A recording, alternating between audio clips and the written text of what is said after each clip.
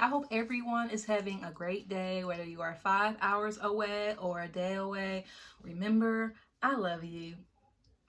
Okay, real quick, I want to talk to you guys about code switching because this is something that has always been interesting to me, but I can't really find a lot of things on code switching and African American vernacular English because it's really hard to find good examples. Because anytime I try to look up examples of Black people speaking AAVE, it's very hard for them to actually give you examples.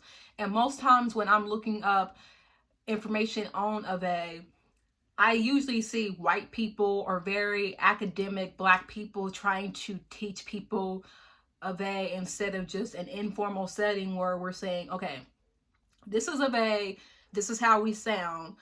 But no, most times they're trying to intellectualize AAVE and trying to make it sound very prestige and elite. And I really don't like that because it's like we can't take African American vernacular English seriously unless we try to, bourgeois it, try to make it more bougie than it is. It's just a language that we speak in the US and some parts of Latin America and the Caribbeans. But I thought about code switching because I had a conversation with a man a couple of nights ago, and he is from a part of town that is represented as a very dangerous part of the city. Like, it is considered the most dangerous part of the city. Lots of drug dealing, a lot of shootings every week. You have to be very careful when you ride at night because you never know if a stray bullet is going to hit you or if someone wants to shoot you just because. And I've been there a couple of times. It's not like I don't feel nervous when I walk in and I talk to people. I feel safe. I know people, so I don't really feel like I'm in danger, but I know that you could be at the wrong place at the wrong time. So you have to be very careful. But the man I was talking to, he spoke in a very thick Southern accent, and he spoke in very strong AAVE to the point where sometimes I couldn't really understand what he was saying because naturally that is how he sounds.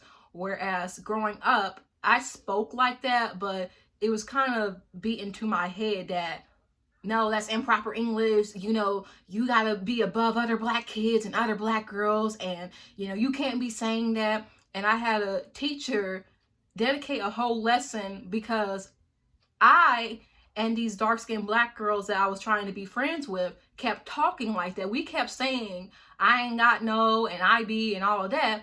So she made a lesson to say, this is how you talk and this is how you don't talk. And then she pulled me aside and said, I don't really want you to associate with these girls because they're bad news. We cool now. Now, you know how young girls are.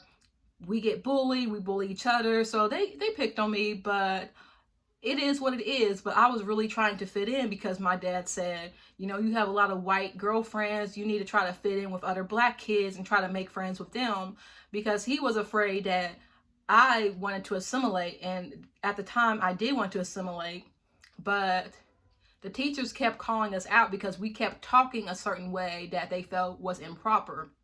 So that's why a lot of times when I speak, especially when I speak in a stilted tone, it's not because I'm trying to be better than other people or because I am ashamed of AAVE or I'm ashamed of how I talk. It's just I get very nervous, and because of past experiences where I've been judged because of how I speak.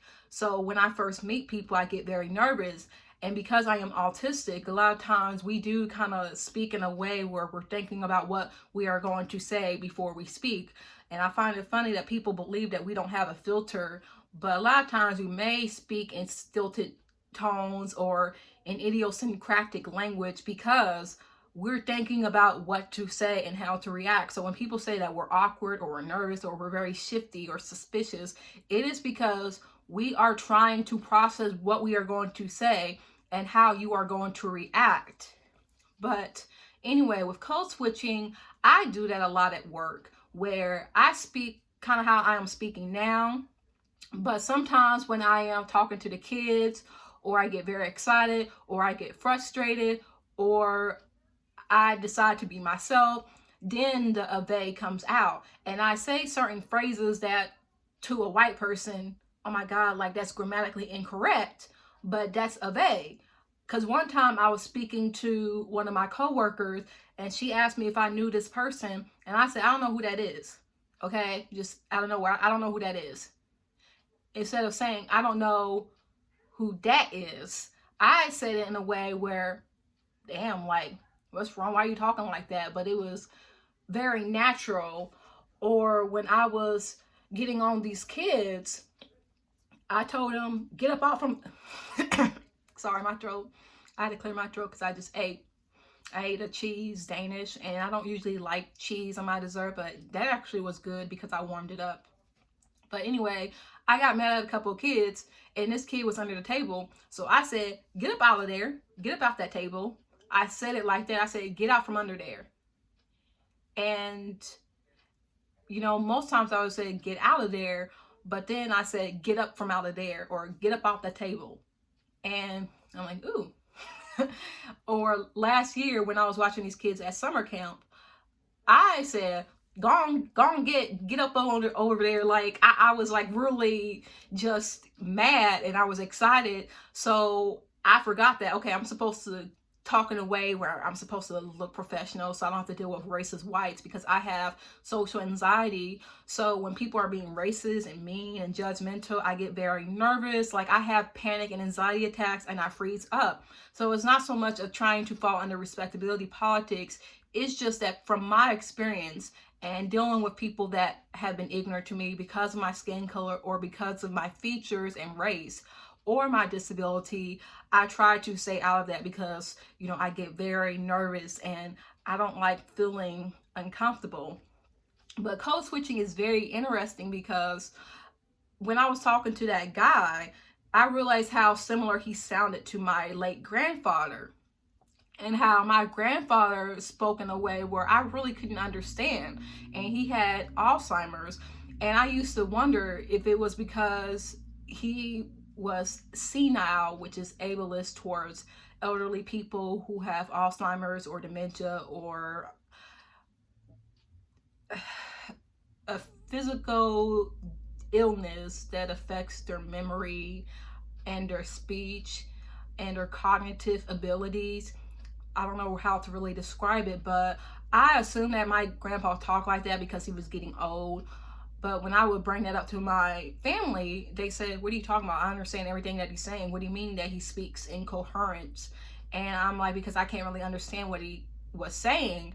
And when I talked to that guy a couple of nights ago, I realized how similar they sounded. And I had an epiphany that my grandpa always spoke in the way that he spoke, because he was an old Black Southern man from Kentucky who spoke in a vernacular that was a cross between African American English and Appalachian English, because in the deeper parts of Kentucky, I'm not sure how far Appalachia is from Lexington, Kentucky, because he lived near those parts, Midway, Kentucky, which is a very small, old settler town. Like most of the African American families that live there are related to each other, like generational, and everyone knows each other. It is a very cute, quaint town. Like there are white people there, elderly white people there, but it's like we are all together. Like I go there and I feel at home, and I feel like my grandpa's presence there, and all of his family members, his mom, his sisters, his, you know, aunts, everybody. I just feel at home. But I realized my grandpa spoke in a way where that was how he spoke. Like when he was talking to family members, especially his grandchildren who he loved dearly, he would get excited and he would start speaking in AAVE, and he had a very kind of like an elderly country accent, like that deep Southern accent. You know, oh, like what you doing, sonny boy? Like, come on, like get some pop. Like that was how he talked. And I found it interesting because when my grandpa spoke to me, I would kind of pretend like I understood what he was saying, but I really didn't. And I understood certain things, like he would call me little baby, you know, and I'm mad at these bitches now want to call themselves little baby, because I am the original little baby. Like he called me little baby. He said, hey little baby, how you doing? You know, get a pop, you know, come on down. And that was how he spoke. And I couldn't really understand. I'm like, what is he saying? Because now there were times where he would speak in a way like I could understand, but most time he's just like, come on, like, come on, like, do this, And I just am really glad that I realized that, I do have culture, and I do have, a lot of history with my family, because they were always themselves.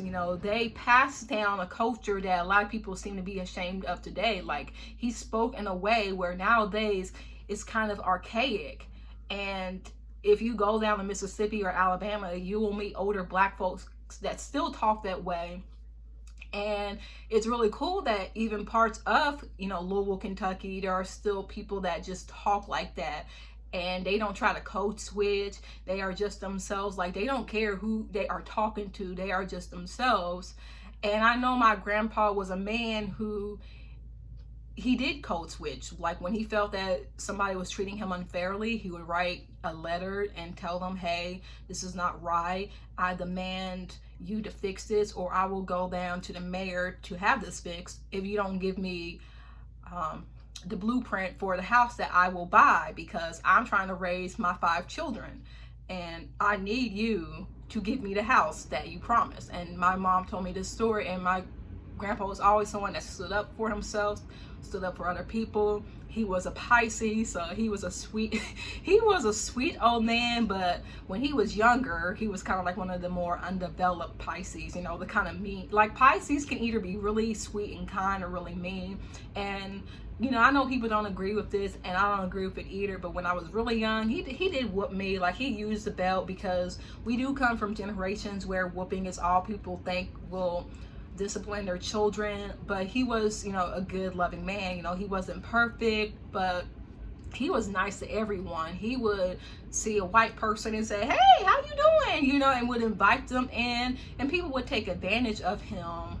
But like I said, code switching is very interesting, because as African Americans or Afro Latinx or Afro Caribbeans or Africans from West Africa or East Africa, Central Africa, South Africa, North Africa, we all have our own language, we all have our own vernacular, but it's so similar to one another. And we try to assimilate so we would avoid judgments from people. But it's just very beautiful that we still have part of our history and our language with us, and that we had our grandparents trying to teach us, not to be ashamed of how we speak. And my grandpa didn't care, and he would only speak that way when he would speak to me and the people that he loved. He would get very excited. And it's kind of like how on Charlie Brown, Peanuts, they would speak to the adults, and the adults would speak in gibberish, and no one could understand what they were saying, but the kids were like, okay, oh yeah, I understand what you're saying. And you like, I don't understand what they're saying. And that's kind of how it was with my grandpa. Like, he would speak to me in that strong, thick, kind of a mixture of Appalachia and African American English.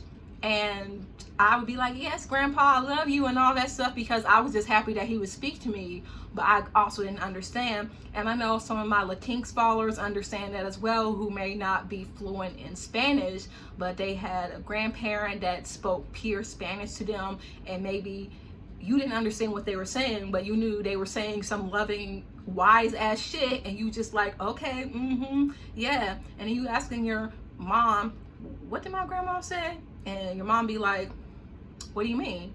I understand what she said. Like, I didn't understand what my grandpa said, but I guess that was the parents saying, girl, you gotta learn what they saying, that's part of the culture. But I just wanted to make this quick video. And again, it's getting dark because of daylight savings, but I just want everybody to have a blessed weekend. Bye.